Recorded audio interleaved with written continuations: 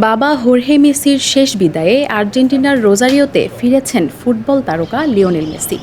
৬৮ বছর বয়সে হোর্হে মেসির মৃত্যুর পর রোববার স্ত্রী আন্তোনেলা রোকুজ্জো ও সন্তানদের নিয়ে তিনি এল প্রাদো কবরস্থানে যান। মেসি ও তার পরিবারের ব্যক্তিগত মুহূর্তের গোপনীয়তা নিশ্চিত করতে কবরস্থানে কড়া নিরাপত্তা ব্যবস্থা নেওয়া হয়।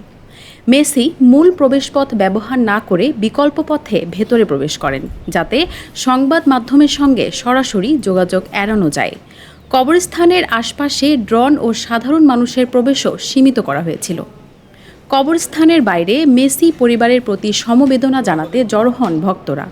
অনেকে ফুল ও শোকবার্তা নিয়ে সেখানে উপস্থিত হন। আন্তোনেলাকেও কয়েকজনের সঙ্গে শুভেচ্ছা বিনিময় করতে দেখা যায়।